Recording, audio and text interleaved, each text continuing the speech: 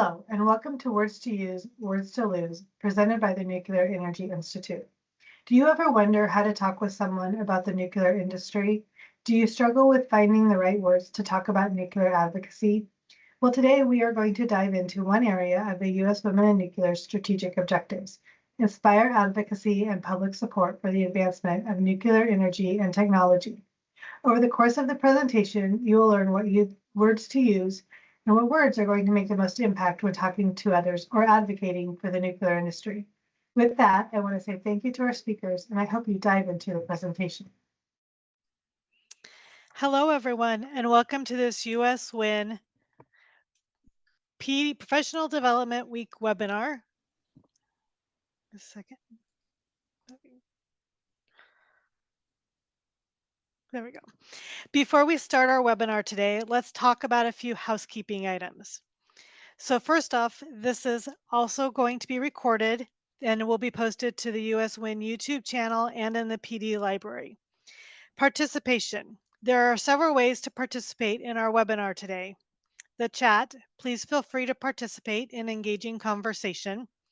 The Q&A, if you do not want to come off of mute to ask your question verbally, in the Q&A, you can also upvote to increase their interest. You can raise your hand when asked. Hands can be raised for questions, and we will do this periodically throughout the webinar today. Timing, we will address any additional questions both verbally and in the Q&A section at the end of the presentation. Presentation availability, a one-pager from NEI will be available shortly after the webinar and available in the PD library. The presentation itself will not be available one-pager instead. And also remember that this session is being recorded for inclusion into the US WIN library. Now, on to our webinar. Have you ever wondered the right words to use when you talk about the nuclear industry? This webinar will give some key words and phrases to say and what not to say. Today, I am happy to introduce two speakers from the Nuclear Energy Institute that will guide us through how to have those conversations. First, let me welcome Jon Wentzel, Vice President of Strategic Communications and Marketing at NEI. He is a seasoned public relations and a public affairs veteran. At NEI, he is responsible for all external communications for the organization while overseeing a staff of more than 20. Over the course of his career, he has developed and led branding, corporate communications, and public affairs campaigns for corporations, foundations, and trade associations. I'd also like to welcome Nico Davis, Senior Manager of Strategic and Industry Communications at NEI. Nico leads NEI's integrated communications focused on engaging with communicators across the industry, fostering robust relationships and building industry alignment. Thank you both for presenting today. Thank you, Christine. And thanks to all of you for joining, and my thanks to WIN for having us a part of this conversation. We're going to share with you some research on language that we've found to be most persuasive when talking to the public about nuclear in order to get support for nuclear. This is research that was done with our partner, Maslansky Partners. They've done research for us since 2019, and I know they work with several of your companies as well. So we're happy to share. We also have some brand new research that we're going to share. You will be the second group who have seen the information. The first was the NEI Board of Directors, who saw it a couple weeks ago. So we're really excited to share that information with you. We always start with this slide. This is actually the tagline for Maslansky Partners, so credit where credit is due. It's not what you say, it's what they hear, right? And so a lot of what we do when we do messaging research is not find out what all the things are we can talk about nuclear, what the benefits of nuclear are, but rather what are the key messages and key words that we can be using that resonate with the public, that are meaningful to the public. So it's really, our focus is really putting the audience, in this case, the general public, at the center of the conversation, and finding what they want to understand, not necessarily what we want to tell them. So on the next slide, please. We're going to start by looking at some research that we conducted in last year and this year. And we're going to start with some baseline research. So next slide, please.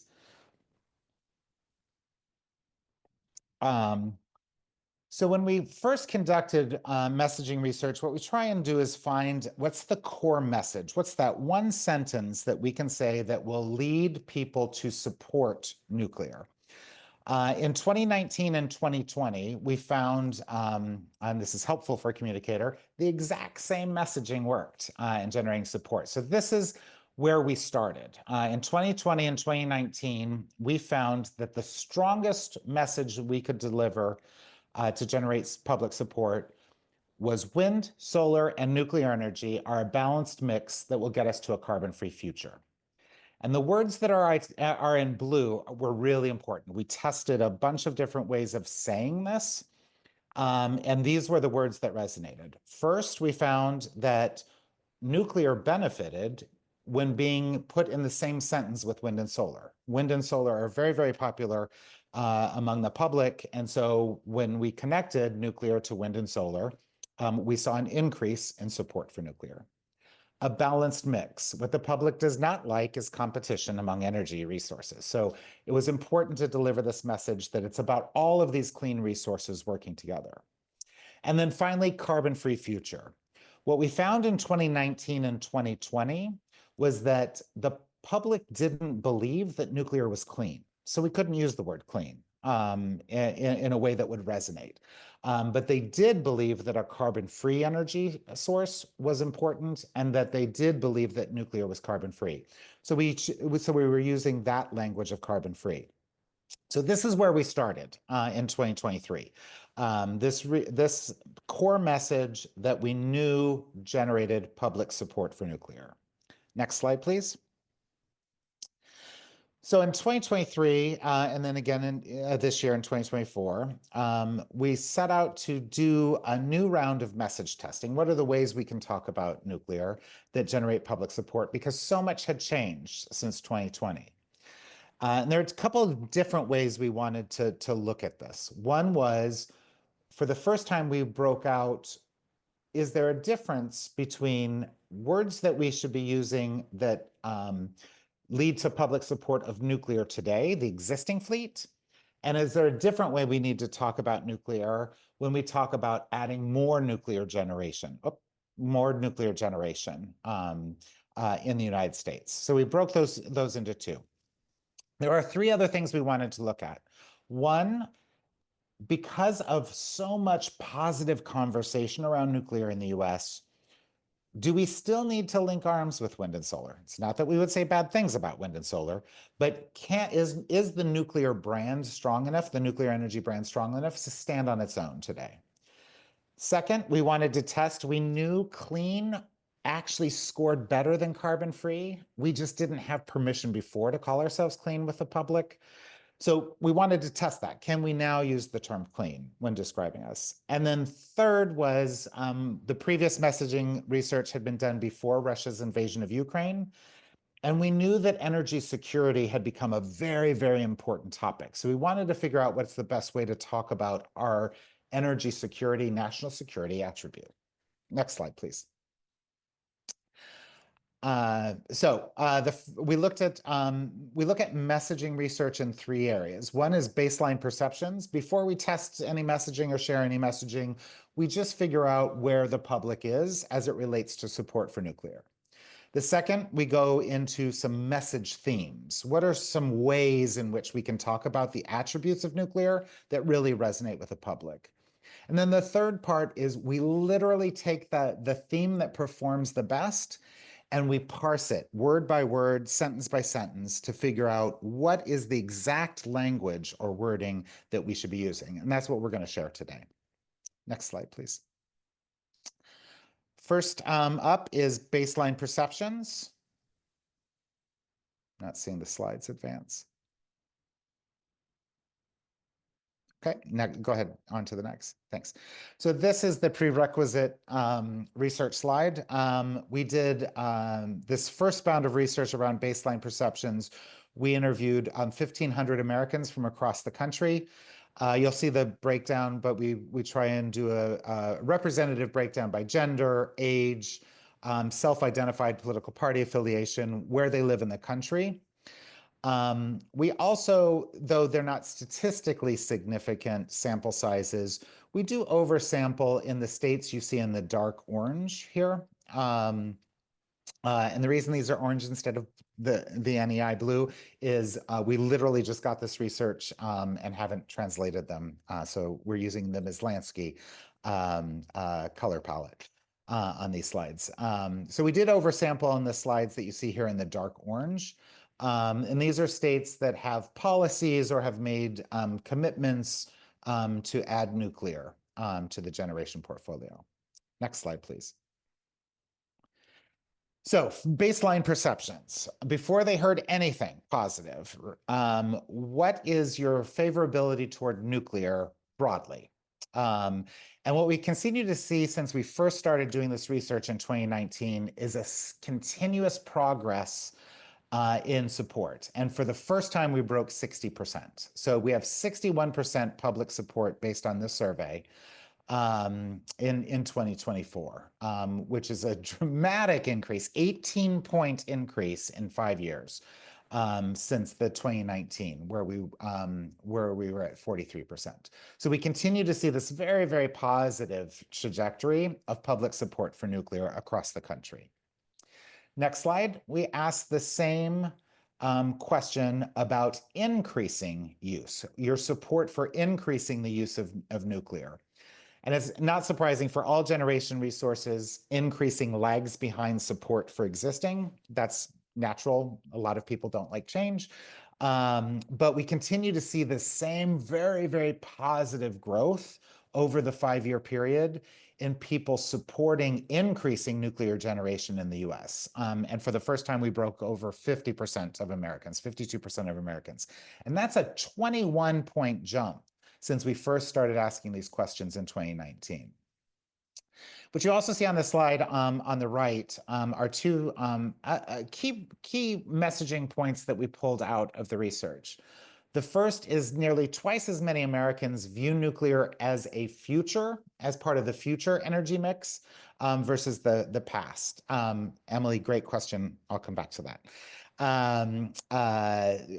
So we look at the future, that the public is very much viewing nuclear as a future, part of our future mix. And we also asked whether they believe we should be increasing or decreasing investments in new nuclear. Now, this is important when we talk about subsequent license renewal. It's important when we talk about building new nuclear in the US, right? And so 55% of the American public believes we should increase investment in nuclear energy, which is a significant increase over the other two options. Next slide, please. Part of the research that we did this year in 2024 was to look at the topics of subsequent license renewal and cost and affordability of nuclear. And so we put this slide in here because this gets to the point of why the words we use matter.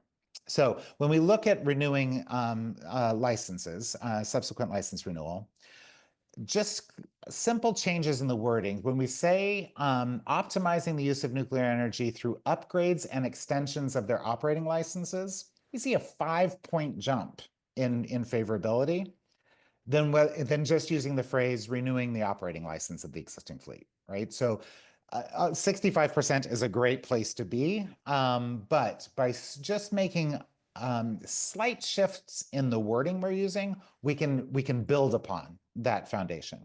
The same thing when we look at new. This is some research we've been doing for a couple years now. Do we call it advanced nuclear, new nuclear, next generation nuclear? What's the best words to use? By using the term next generation versus new nuclear, again, we see a 5-point increase in support, a statistically significant increase in support. So that just gives you a flavor of why this type of research is so important, because it really does show us exactly what the language is that can maximize or optimize that support that people have. Next slide, please. Okay, before we move on, this is a great place to stop for some questions. And I want to get, I think it was Emily's question about the change in administration. You know, a little bit, it's looking into a crystal ball. We don't know exactly what the next 2 years in a new administration and a new Congress will look like. But I will say that we remain optimistic about the support for 2 reasons. One, and I live in Washington, D.C., so I say this with love, Congress doesn't agree on much. But one of the things that we have seen bipartisan support for in Congress is nuclear. When we have pro-nuclear passage of legislation, we see Republicans and Democrats both vote for it. I think the Advance Act that passed a few months ago in the Senate, the vote was 88-2, right? So we see an enormous amount of support and continued bipartisan support in Congress. Under the first Trump administration, we had a lot of very, very positive policy come into play, both from Congress and from the administration. The ARDP, the Advanced Reactor Development Program, actually started under the Trump DOE with legislation passed by Congress. So we did see some support, particularly for new nuclear in the first administration. We have no reason to believe that's going to change in a second Trump administration. So we remain optimistic that we'll continue to get that support both in Congress and the administration. I'm not naive to suggest that there won't be changes. But the other side of it is the demand is very different today than it was 5 years ago, right?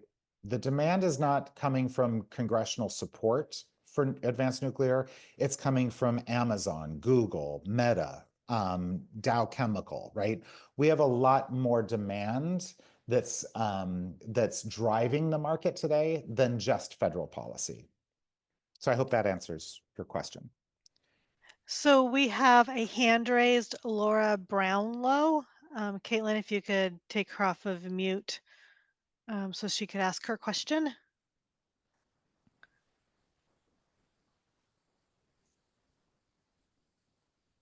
Laura, you should be able to come off mute now.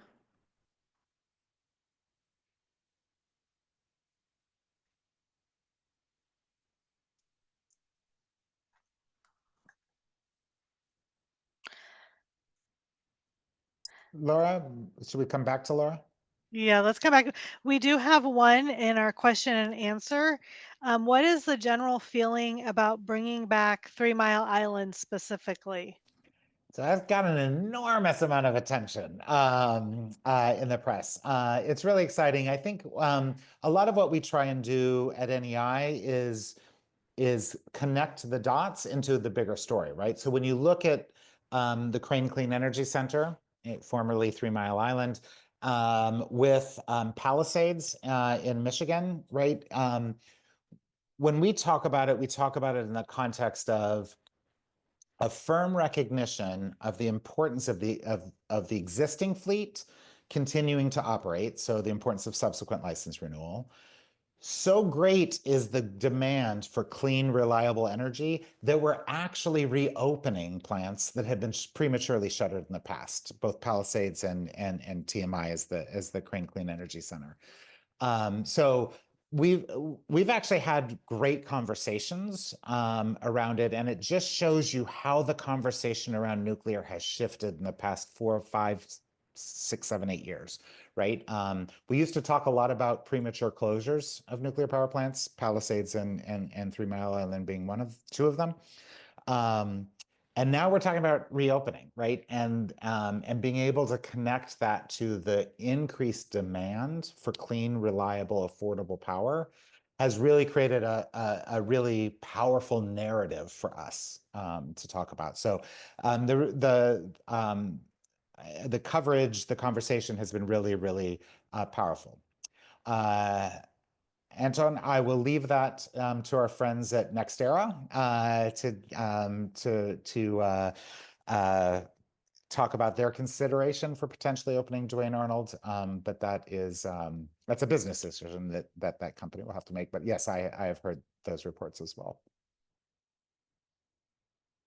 Okay. So in the interest of time, and we can come back to questions, maybe we move on to the next slide, which is the messaging focus. So after doing some baselines around where support is, and that's the most recent research that I just shared with you.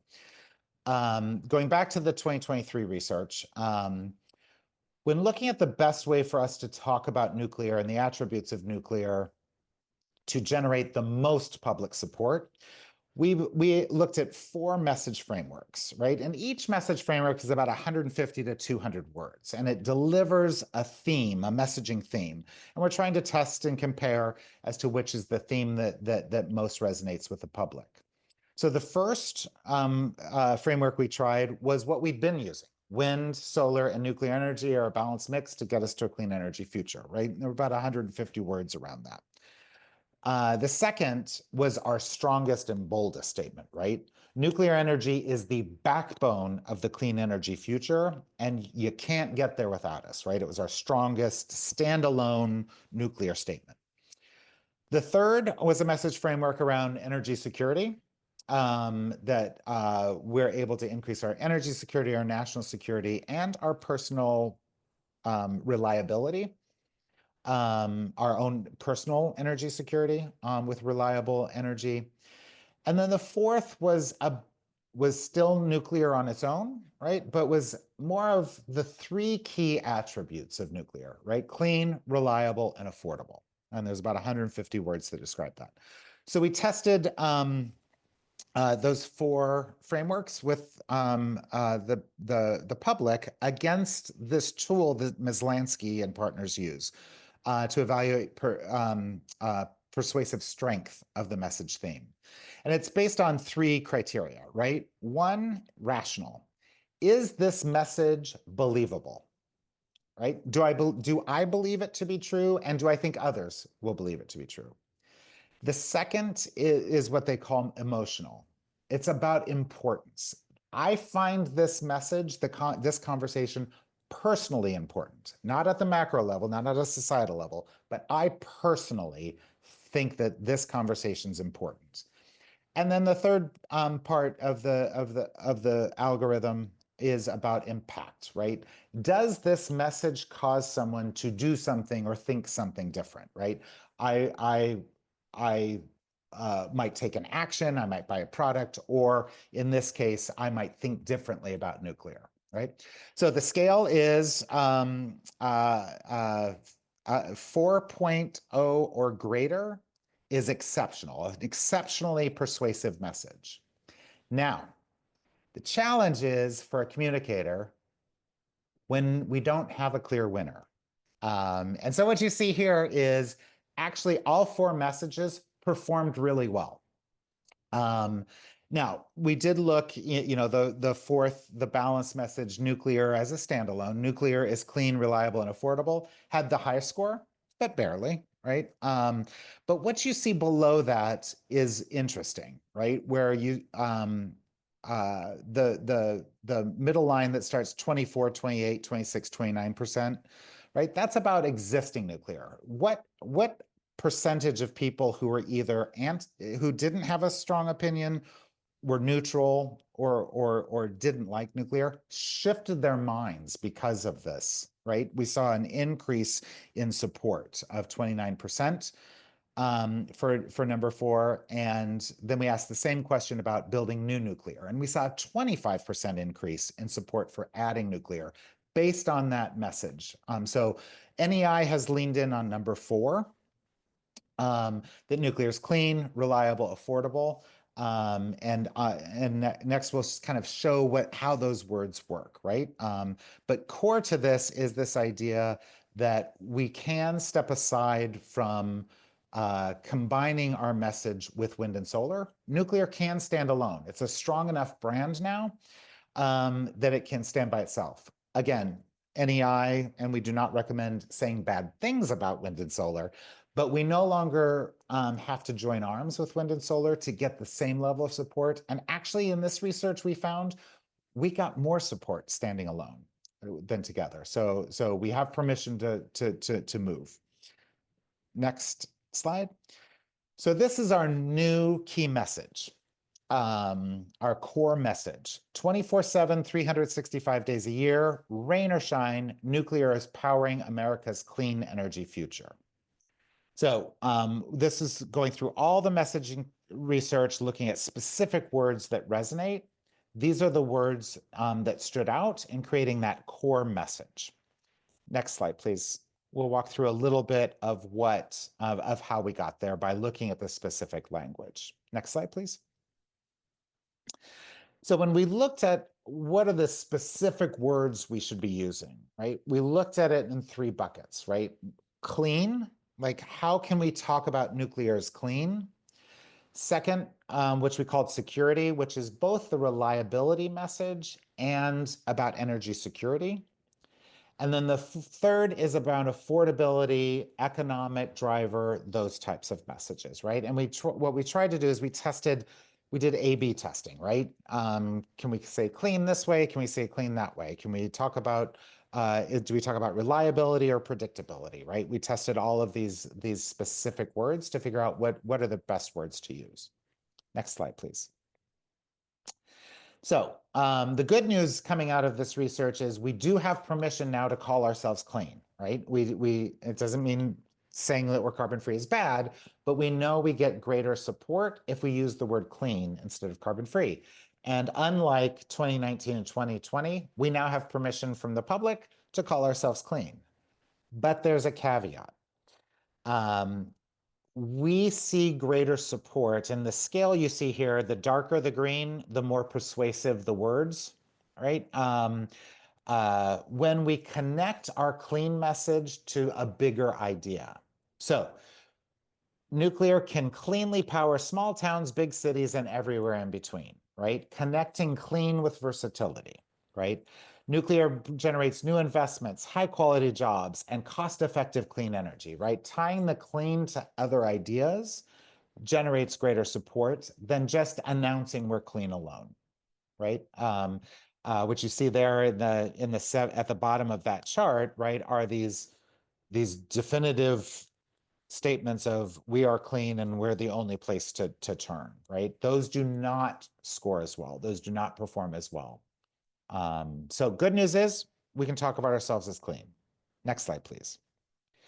So then we looked at this concept of security, and we looked at it in 2 ways. One is reliability, and the other is the macro issue of energy security. So first, reliability. We tested a lot of different ways to talk to the public about our reliability attribute, our 24/7 attribute. And what we found was language, again, the darker the green, the more persuasive the wording. When we connect reliability to performance in extreme weather, we do better. Those messages resonate better. So that's why you see in that core message the words rain or shine, right? That kind of language and tying our reliability to weather is very, very strong and very, very persuasive. The other place where we saw reliability is the concept of the clock, right? Of the calendar, right? 24/7, 365 days a year. This idea of constant predictability, reliability, told in the framework of time. What's interesting is the greater the time, the more persuasive the message. So when you talk about it about 24/7, 365 days a year is much more persuasive than when you talk about an hour, right? Once around the clock, right? So that's why you see in the core message, 24/7, 365 days a year, rain or shine, nuclear is powering America's clean energy future, right? Because we know that weather and time deliver that message of reliability and the word clean. What didn't perform as well is how we often talk about it. And these aren't bad, right? 98 is just shy of 100, right? These aren't bad or language you shouldn't use. But when we talk about our capacity, right? or the amount of generation that we have today, about half our clean energy isn't as persuasive, right? About half of our clean energy today, almost 20% of energy today, those are not as persuasive. They're not bad, but they're not as persuasive messaging. Next slide. Then we looked at security in the macro, right? Which is, we tested all sorts of ways of talking about it, right? Energy security, national security, energy independence, made in America, right? All of these different words.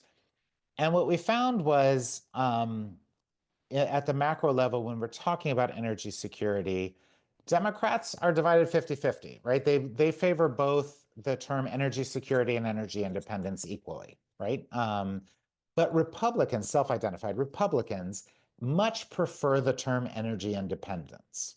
So what you've seen at NEI since we did this research is when we do public communications, we've started using the term energy independence. I don't lose any Democrats and I gained Republicans, right, by using the term energy independence. And so we've really leaned in and in our public conversation are using the term energy independence. Now, that doesn't mean that in certain audiences, we don't adapt our language to fit that audience. On Capitol Hill, they talk about energy security. So when we go to Capitol Hill, we talk about energy security too. But with the public, we lean heavily on energy independence. So I'm going to pause there before we get, oh, this is fun. You can go ahead and go to the next. I'm sorry, Nico. We did once again test kind of like, when we talk about advanced reactors or new generation, like what's the best way to do it? The term next generation, and we saw on that earlier slide, the impact that can have. 46% of the public we interviewed preferred the term next generation when talking about new generation or advanced reactors. Again, new, advanced, next generation, all great words to use. We always find a way to use next generation in our communications with the public, but we still do use the term advanced and new as well. So I'm going to pause there because I've seen a lot of questions pop up. So Emily had a good one, and she had heard that nuclear energy leadership leads to military advantages. Is this something that's good to mention? So depending on the audience, yes, right? One of the challenges we often have is people confusing commercial nuclear energy production with nuclear weapons. And that's a distinction we very firmly try and draw a difference in. When we're talking to the public, we often have 15 seconds, 30 seconds, 60 seconds, maybe to talk, to deliver a message. And so if we only have that amount of time, we really have to focus on the language we know resonates and moves them, right? And so we typically don't go into that aspect because we don't want to confuse the public, the difference between commercial energy production and military weaponry. Because that does cloud things with the public. But having said that, we do know that the military is looking at next generation nuclear to help with resilience of military bases, military installations, et cetera, because it can take them off the grid and they won't be susceptible to either natural disasters or an adversary attacking the grid. So there are places where it makes sense to make that connection. But if I only have a short amount of real estate, a short amount of time with the public, I really want to lean in on those messages I know work. And the other question was, in 2020, was there a dip in the 24/7, 365 reliability? She had heard that it was only at 93% of the time. And then we had a response that capacity factors like 93% include planned refueling outages. They are normally planned for lower demand times of the year. That's correct. That's correct. I think the important thing to look at in 2023 and again in 2024, in 2023, we saw for the first time when we talked about energy, the number one thing that the public wanted was clean. We saw that in 2019, we saw that in 2020, we saw that in some public opinion research we did in 21, I'm sorry, in 22. For the first time in 2023, reliability and clean from power tied for the #1 spot, right? We saw an increase in people's focus on reliability. We saw that same result replicated in 2024, right? So this idea of reliability is become super important with the public. And I think it's because between wildfires, hurricanes, more and more extreme cold, right? We see more and more people that are challenged. We also know that people are very cognizant of the increased demand for energy, for electricity specifically. And people are worried that we're not adding new generation fast enough to keep up with that demand. So this idea of predictability, of reliability is really super important to the public right now. And so if we can lean in and talk about that, I think one of the problems we have with capacity factors is everything has to be qualified about approximately, right? They feel less strong, less confident. We also have to change them every year, right? We're at over 93% capacity factor, and people don't really understand what capacity factor means. They just want to know when they flip the light switch, the lights come on. So they're not so concerned about the potential energy that could be produced if the grid can take it, right? That gets to be a little messy to talk about. Okay, let's move on into some of the research that we did around cost. Oh, this is more of a policy, and in the policy space, we often use the term clean energy transition. We're going through a clean energy transition. We're transitioning to clean energy sources. No, most of the public doesn't know what a clean energy transition means, right? Those are policy words. They get thrown about. What the public does understand is that the future will be clean, right? The terminology clean energy future works much better than clean energy transition, and transition is often what we talk about in policy space. Next slide, please. So then we looked at cost. So this is from 2023. And we tried to find the best language to use when talking about the cost or affordability of nuclear. So importantly, on the left, you'll see nuclear is viewed as the least affordable source of energy by the public, right? When compared to the other generating sources, we see the lowest recognition of affordability. So we tried a bunch of different message. Nothing really worked great in 2023. The one thing that worked well was when we talk about advanced nuclear and next generation nuclear, right? Those technologies will be smaller, simpler, and more affordable. Now, the challenge is not all advanced nuclear is smaller. The AP1000 is an advanced nuclear, but it's not smaller than the nuclear we had existing before Vogtle 3 and 4. So it is, when we talk about SMRs or micros, we can talk about this idea of smaller, simpler is more affordable. That's something that's believable among the public. But it's not a great message because A, it doesn't address the existing fleet, and B, it doesn't address all advanced reactors. So next slide, please. This year, let's go to the next slide. Sorry, I want to get to the research we did this year. Okay, so before we do that, so as a teaser, we went deeper in 2024 to figure out what's the best way to talk about affordability. So I'll share with those in a second, but this is based on 2023 when talking about the benefits of nuclear. This is the type of message framework that generates the most support.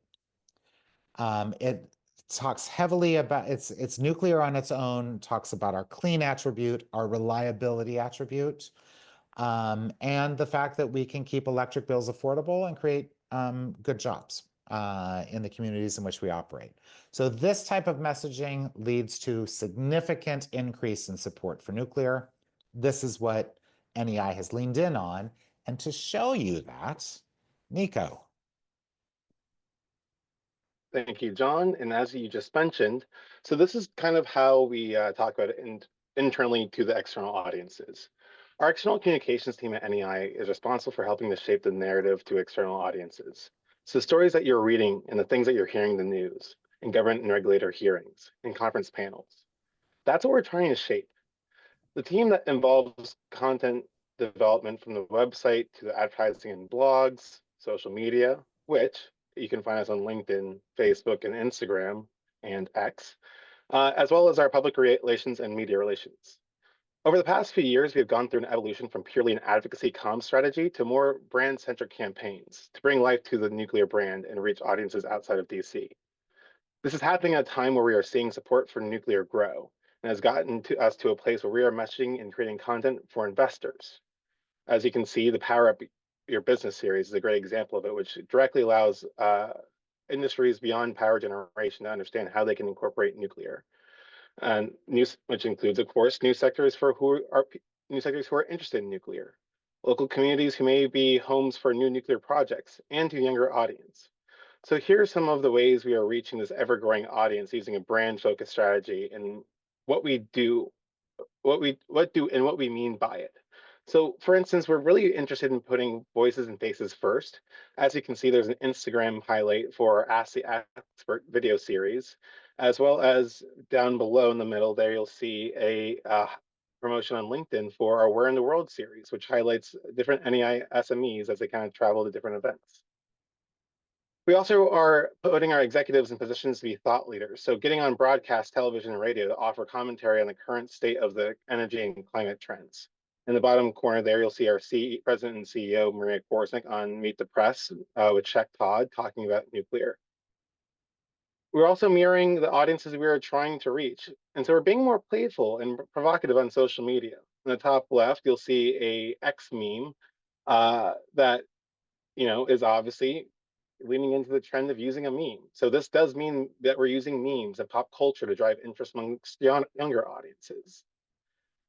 Also, it means in knowing how to best reach out to people as they consume news. So that's why we developed our 2-time award-winning podcast, Visionary, which helps audience understand what's possible through nuclear with guest interviews from doctors, engineers, artists, and even our animal conservationists. All these aspects together are helping us create a brand around nuclear that is bringing more people who perhaps were not interested to nuclear through storytelling and images that mirrors their values and lives. We're really trying to meet audiences where they're at. John?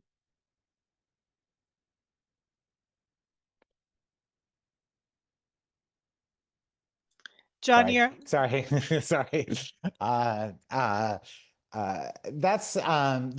Nico. Those are some of the ways in which we've taken some of this messaging research and integrated into our channels. Now, I want to move on to the next slide, which is we did a little bit of digging this year into better understanding how we talk about affordability, and at the request of some of our member companies, how we talk about aging management in the context of subsequent license renewals.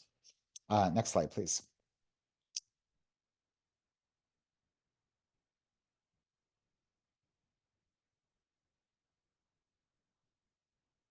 Is it not moving?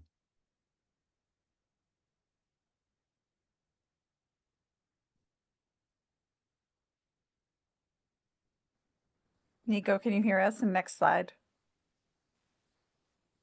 Yes, I'm on 30.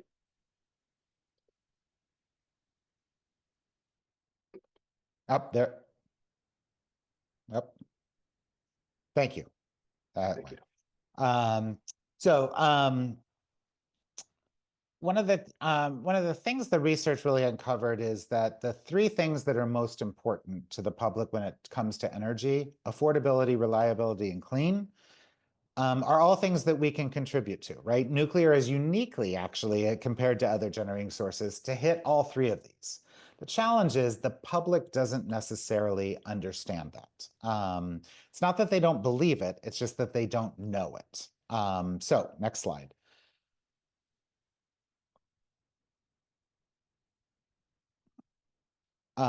So we'll take each one of those and look at it. First, affordability. What you see on the right is nuclear compared to the other generating sources. We're still viewed as the least affordable source by the public. We've seen some increase in how people feel about our affordability. 7% over the course of a year is fantastic, but we still lag behind the others. Now, as we start to look at the best way to talk about it, 59% of the public, of the 1,500 people we surveyed, do believe that it's important to continue to make investments for the long term, even if it means higher costs today. Now, what the challenge is, what responsible investment and what higher costs means vary dramatically. So it's hard to pinpoint exactly what that meant for each person. But overall, people are willing to make investments today for a better tomorrow. Almost 60% of the public, right? And once they understand the benefits of nuclear, 55% believe the benefits outweigh the financial costs, right? So we know that with education about our benefits, we can start to shift, and people will believe that an investment in nuclear makes sense in the long term. Next slide, please. The second of the three attributes, reliability. While we've seen a little improvement year over year, we are still not recognized for our reliability attribute, that 24/7, 365 days a year, rain or shine, right? So we've seen some improvement, but we still aren't, the public still isn't aware of it, right? Now, importantly, for context is what you see on the left. 85% of the public believes today's energy system is not prepared for extreme weather, right? So the public's very interested and very invested in energy sources that they view as reliable, right? So that's the window of opportunity for us. And 36% believes there's been more, that there have been more power outages in the last few years compared to previous. So this is the window of opportunity for us to go in and really educate the public. Next slide, please. And then as it comes to clean, starting on the left, right, 81% think we're not adding new energy sources fast enough to keep up with demand. I mentioned earlier that the public is recognizing that there's an increasing demand for energy, right? And 81% thinks we're not adding fast enough. 73% of the public think we need to accelerate the transition to clean energy, right? We need more energy sources, and we need them to be clean. But on the right, you'll see that we still aren't seeing that public recognition of nuclear as clean, right? All the more reason for us to continue to go out and deliver that message. Next slide, please. So when we look at how do we talk about affordability, next slide. What the research really tells us is that we have two options, right? One is because value, right, is based on the benefits are greater than the cost. Now, unfortunately, we're in a situation where our benefits are not well understood. So people underestimate our benefits, while people believe we're the most expensive source of energy, right? And so the equation's out of line. So we have two choices. One is educate people about the benefits of nuclear so they understand, because they're willing to make that investment for tomorrow, or we can try and convince them that they're wrong and that nuclear is actually more cost-effective and less expensive, more affordable. Now, what we've decided to do based on this research is really lean in on educating people about the benefits, right? Getting more people to recognize clean, reliable, affordable. rather than because that is a knowledge gap, and it's easier to fill a knowledge gap with education than it is to change something that people believe to be true. So if people believe that nuclear is the most expensive energy source, it's very hard for them to change their mind. It's easier to educate them about the benefits and get them to believe that, next slide, that investing in nuclear is going to lead to a more affordable, clean, reliable future. So we tested 4 message territories to do that. One is to really lean in on reliability and talk about cost in the sense of creating a reliable energy grid that has predictable costs, right? And infusing that with messages about clean, our clean attribute. The second was basically the same message, but flipping it, emphasizing clean and then adding predictability of cost and reliability of the grid. The third was a message framework to look at system costs versus construction costs. And Emily, this gets to one of the questions you had posed earlier. Construction costs versus system costs, right? But also the other things that, the other costs associated with energy sources other than nuclear, right? Clean air, land use, right? Smaller footprint, those types of things. So we tried to put the cost of construction in a context, right? And then the fourth was to lean in on innovation, right?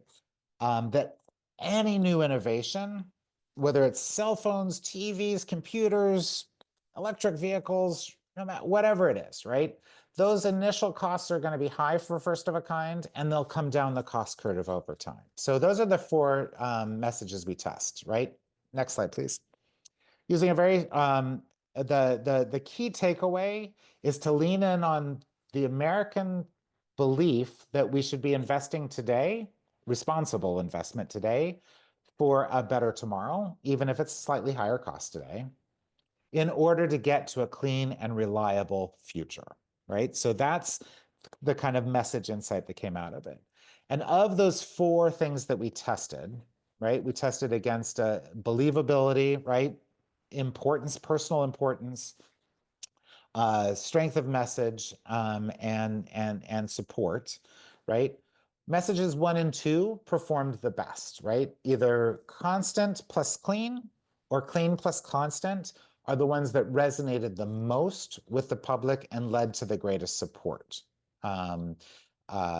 in this idea of investing today for a clean, reliable tomorrow, right? So that's, we're still parsing out the exact words. This research is, we just completed this level, these preliminary results 2 weeks ago. So we're still going through all of that. But that's where the benefits messaging leads to message 2 here, right? Should we increase investment in nuclear energy? A 20% jump in agreement with that statement against the baseline. Support for building new nuclear, a 22% increase, right? It's worth the investment today, even if there are slightly higher costs, because the benefits are greater, right? So we're really leaning into this idea of educating about the benefits and not trying to change their minds about expense. Next slide, please. So this is a kind of a summary, right, slide of how that message framework works, right? Nuclear energy is worth the investment today. This is as we talk about cost, right, and affordability. Nuclear energy is worth the investment today because it delivers constant clean energy with the resilience to withstand clean weather, price stability and predictability to withstand economic cycles, and the ability to meet the growing demand for clean energy, right? That messaging is the best way for us to be talking about affordability and cost, while always leaning in on the attributes that matter most to the public, which is clean and reliable. So I'll pause there before we go on to the next bit. I know there are some questions that came through. So You had mentioned the cost, the upfront cost, but we had also read that it saves consumers an average of 6% on electricity bills and adds 60 billion to the US GDP. Is this after the upfront equipment investment costs? It is true that currently, with today's makes and models that have been deployed, it's more expensive to build a nuclear power plant than it is any other type of power plant. Those construction costs are high. Yes, it's about equipment, right? But it's also about the fact that we build on site, right? That the regulatory process is expensive to get a construction permit, to get a license. So those are multi-years, millions of dollars spent just to get the permits to begin construction. So those construction costs, those upfront costs are very, very high. And we're hoping to change that paradigm, but they're always going to be high. So it is better to be talking about long-term system costs. I mean, these are assets that last 80 plus years, right? And are generating electricity over the course of that. So when you start to look at it over the course of the lifetime of a nuclear plant, that's where you start seeing these cost reductions over time to people's bills, right? The system costs lead to lower bills when you have nuclear as a part of it. The problem is in 15, 30, or 60 seconds, it's really hard to get into the difference between construction costs versus system costs, right? That's a very hard conversation to have with the general public. So next question is, do you think young influencers like Grace Stanke, Zion Lights, Isabel Boyke, and Will S., the Nuclear for Australia, have helped convince younger people's opinion on nuclear?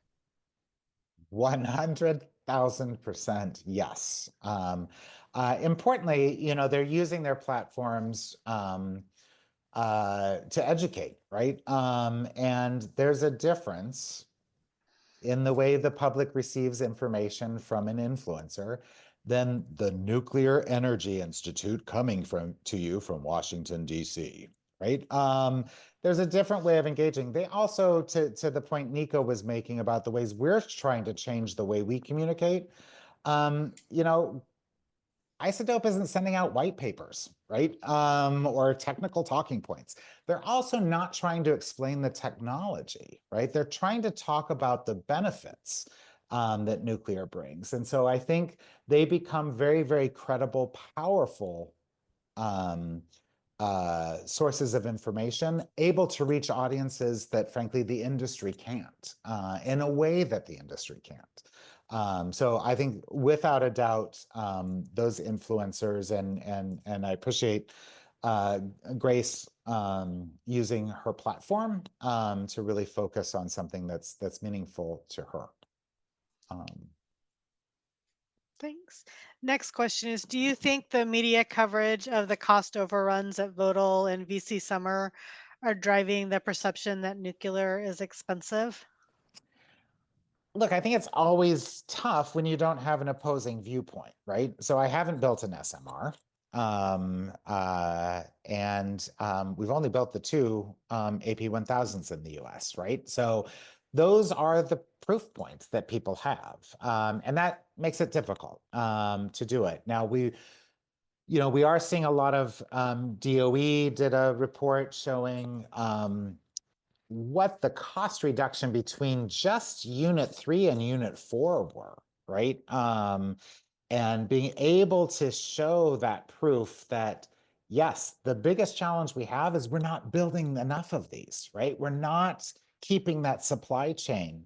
We're not keeping, we're not learning, right? And applying those learnings and those efficiencies. So the good news coming out of the economics around Vogtle 3 and 4 is the tremendous savings and efficiencies that we're seeing between 3 and 4.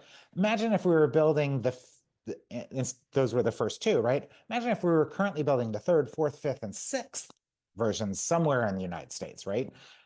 We would continue to see those cost savings come down.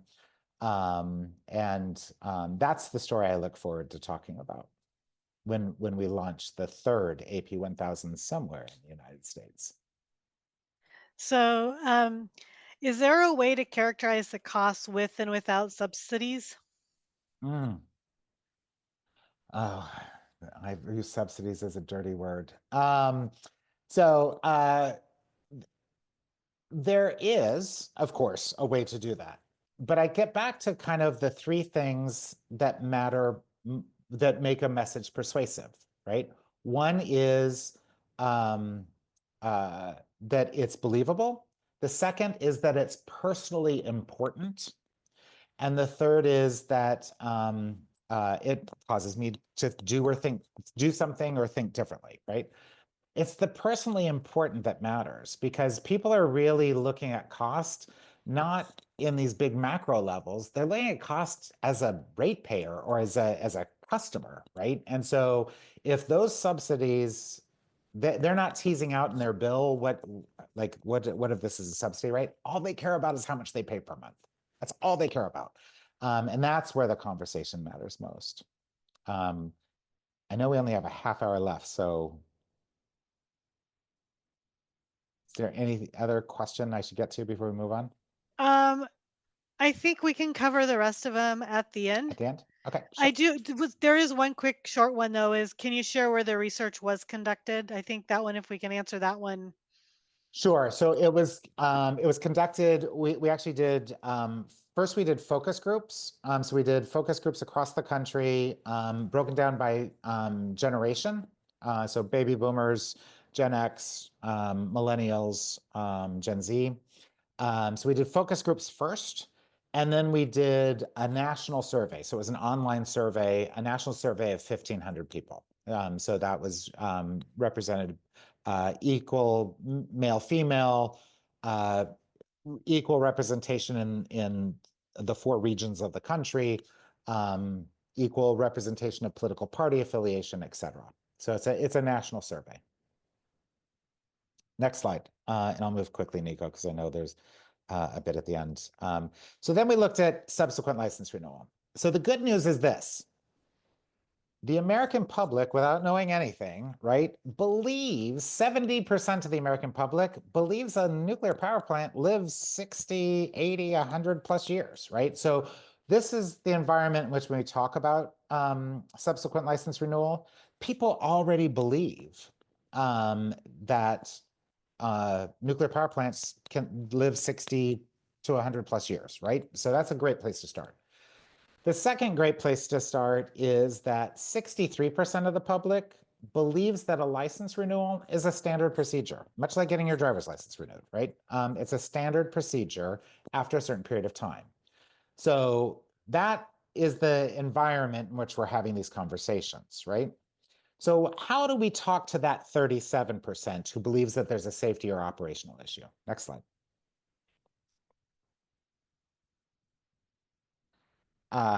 Next slide. Basically the same statement. So this boils down to, this was actually said by one of our research team. The key message here is nuclear provides clean energy all the time for a long time. Next slide. And basically what that is again, leaning into the benefits, right? Go to the next slide. Thanks. So basically, here's the messaging framework for talking about subsequent license renewal to that 37%, right? It's what, why now, and how, right? So during a license renewal, initial or subsequent license renewal, there's a comprehensive safety review, right?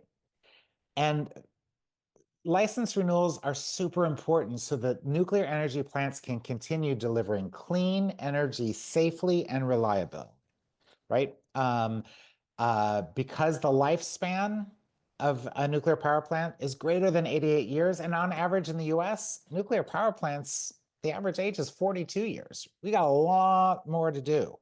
And then explaining that when we go through a substance license review, a subsequent license review.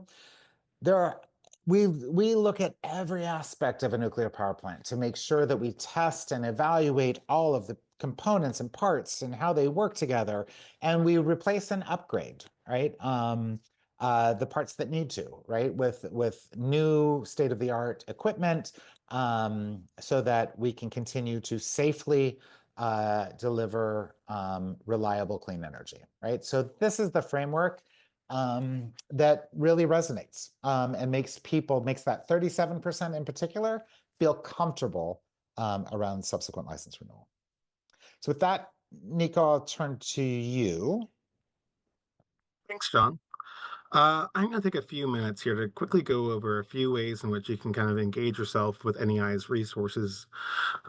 So first and most importantly, our website, right? It's always going to be probably one of your greatest public resources.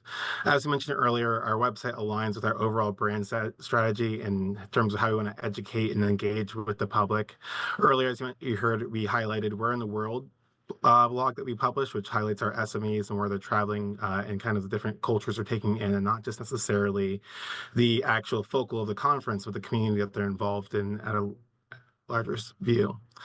Additionally, we also have customer investor blogs that give an in-depth look, update, and view at how the investment community is currently looking at nuclear, as well as customers. And then also another key highlight that I think is interesting is most recently we actually even published a blog called Nuclear's Rat, which takes a look at the Gen Z interest in nuclear and where it kind of is coming from and what it looks like. Also included on our website, you can find helpful compendiums of information, including a fundamentals site that kind of goes over the fundamentals of nuclear energy.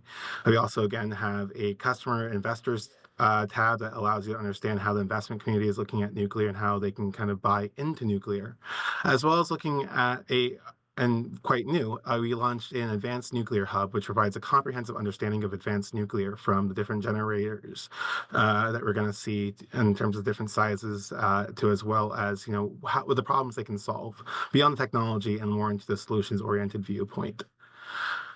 In addition to on our website, you can find upcoming events, our latest press releases, episodes of our, again, 2-time award-winning podcast, Visionary, and episodes of our other video series, such as Ask the Expert and Power Up.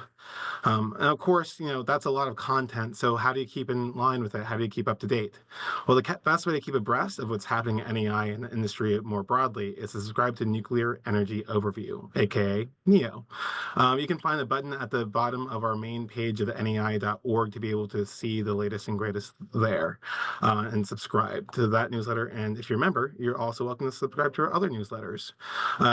In addition, if you are a member, we do have specific member offerings. A key benefit of membership is that there is an exclusive, extensive resource site on the member site, including the Sharing a Narrative page. It gives you access to all the latest and greatest to communicate nuclear with external audiences. I also want to kind of talk about Nuclear Matters here for a quick moment. Nuclear Matters is the advocacy arm of NEI.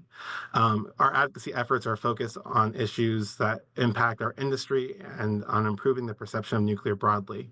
In addition to the grassroots advocates that make up the coalition, Nuclear Matters consists of a grass tops advocacy council, which is comprised of more than a dozen prestigious thought leaders, including former government officials, academics, and more. Additionally, Nuclear Matters likes to work hand in hand with our third-party partners, including US Wind, NAYGN, ACC, and more. For your awareness, Nuclear Matters has recruited over 48,000 emailable advocates nationwide and growing. Nuclear Matters can mobilize advocates on everything from federal legislation, such as the ADVANCE Act, to local initiatives, including attending NRC meetings and other community hearings. I like to say that people who work in nuclear tend to make the best advocates. If you like the work that you do and you enjoy talking about it with those around you, then you're already advocating. Advocacy can be that easy, sharing your authentic personal stories about why you care about working in nuclear. And in doing so, you're helping to explain how nuclear energy benefits everyday people's lives. So that being said, if you haven't already joined Nuclear Matters, we do encourage you to do so. So you can sign up for up-to-date opportunities to share and support for pro-nuclear policies and access their community advocacy resources, including conversation starters and a myth-busting toolkit, and a brand new advocacy toolkit that recently launched and is a personal favorite of mine. Back to you, John, for questions. Okay, so we have a couple of questions, and one kind of go hand in hand, so I'll read them both, and then you guys can take it from there. Can you mention the messaging around nuclear waste disposal? Is it a routine negative mentioned by the public? Um, so that goes hand in hand with the next question: is saying that nuclear energy is manageable a good way to negate the negative waste perception? Or should we go in to talk about the solutions for radioactive waste that are being implemented? Great questions. Nico, if you'll go to the appendix slide. So we actually did some research specifically on how to talk about safety and how to talk about used fuel. And you're right. There are, it's actually evolved over time. Back in 2019, there were two elephants that walked into every conversation about nuclear, right? Safety, three incidents in particular, and a movie from the 70s, and used fuel waste, right? And so we did do some messaging specifically on those topics. I will say that over time, there's actually less and less conversation around safety. But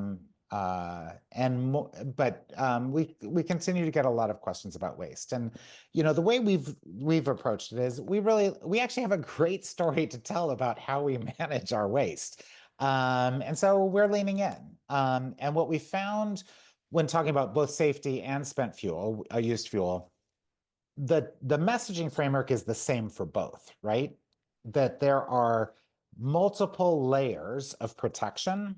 In the case of spent fuel, it's the rods inside of metal, inside of concrete, right? This idea of layers of protection that are fortified against extreme events like earthquakes, fires, and hurricanes, right? People just want to know that the used fuel is safe and it's going to stay inside the container, right? And so if we talk about this idea of multiple layers of safety, that really resonates. That does make the public feel more comfortable. The other thing that we found works well is to remind people that for more than 6 decades, we've been safely managing used fuel in this country, right? And we do tie it back to, all the used fuel ever created from commercial use in the United States could fit on one football field, 10 meters high, right? Or our CEO loves to say, all of the spent fuel generated in the United States since the first commercial nuclear power plant could fit inside a Walmart. Those comparisons help people contextualize what we're actually talking about here. But there are ways to talk about it that makes people feel more comfortable, right? And a lot of people have legitimate questions. So yes, let's talk about it. Happy to talk about it. Does that answer the question?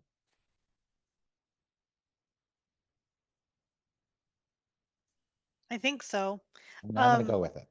So another question is, with multiple advanced reactors as a topic of conversation in the industry, do we foresee a challenge for the NRC to efficiently issue licenses for the new designs as well as effectively regulate? Great question. So the NRC has been working very hard to understand the breadth of what's coming toward them. And that's something NEI has been doing. We've been surveying our utility members and sharing with NRC what we expect in the next year to 3 years when it comes to power uprate applications, subsequent license renewal applications, construction permit applications, early slight, right? So we're trying to shape for them that there's a lot coming toward you. Perhaps, and the NRC, we've heard some great language about modernization, right? And we've seen some positive steps, right? The construction permit review for the Kairos reactor at Oak Ridge was done extraordinarily efficiently. So we're starting to see some positive movements, particularly as it comes to advanced reactors. But more work needs to be done. And just earlier this year, the ADVANCE Act was passed, which was Congress saying to the NRC, you need to get much better at this. And by the way, we're going to call you before Congress so you can come explain how you're getting better at this, right? And so I think the ADVANCE Act was, again, passed 88-2 in the Senate. Was a great bipartisan effort to show that the regulation needs to get better, but it does create a different paradigm. And NEI has submitted, working with several of our member companies, a new way to look at microreactors, which instead of starting with how we regulate a large light water reactor and narrow it down, to actually start with the concept of a research reactor and how the NRC regulates a research reactor and add to it, right? That'll be a faster, more efficient way to look at regulating microreactors whose envelope and footprint are so much smaller and the risks associated with it are so much smaller than a large light water reactor that way of looking at it just doesn't make sense. So I do think that yes, I do think they will maintain their focus on safety, as will we, right? We have a shared goal in the safe operation of nuclear. But I do think that they are committed to becoming much more efficient. That's good to hear. So one additional question, and this one I think I like the question. I think it's a good question. When talking to folks who have strong anti-nuclear energy views, do you ever encounter the backfire effect with your messaging? I don't know that we see a backfire. And Nico, I'd be interested in your thoughts on this too. I don't know that I've actually seen a backfire. I've seen in some cases, right? The messaging doesn't work. There was some great research done by a group called Potential Energy Coalition a couple years ago. And they looked at it globally, the US and many other countries. And what they found pretty consistently across the globe is there's a 15% of the public in, name your country, US, UK, Japan, right? There's a group of people who are anti-nuclear. Period, right? And so from a communications perspective, the question really becomes, how much time and energy do I want to spend on that 15% of the public, right? I think as much as a communicator, whether you're selling Ford F-150s or Dove soap or nuclear energy, right? They want 100% of the public to love them. I don't know that anyone's ever achieved that. Though we were having a conversation about Taylor Swift before we joined this call, and maybe her. But I don't know that you're never going to convince everyone, right? You're just never going to do it, and I don't know that it's worth the effort. Nico, anything you would add? I mean, I'll add an agreement to that. Obviously, I think, if you're talking to people who don't like you, you shouldn't really be talking to them still. But I will say the one thing about nuclear is that there is a really small group of the people who I've noticed who are actually anti-nuclear versus those who just don't understand it and are very and I think that I've learned from my time at NEI and just generally speaking to others about sensitive topics, it's not about what I want to tell them, going back to the original point. It's what their concerns are, right? So ask them, what's your concern about nuclear? Most times they just want to have a conversation so they can learn the facts, not necessarily have the facts shouted at them, but like really kind of let them lead the conversation so then they can really be more knowledgeable, but also more accepting of nuclear, because it is just such a complex topic for many people that, yes, they may think they have a negative mindset towards it, but they're not anti-nukes. They just don't know enough. So always letting them lead the conversation and kind of following their guidance is, I think, the best way for those who do want to talk to you if they're anti-nukes or are more so unaware, is the best recommended course of action, at least for me.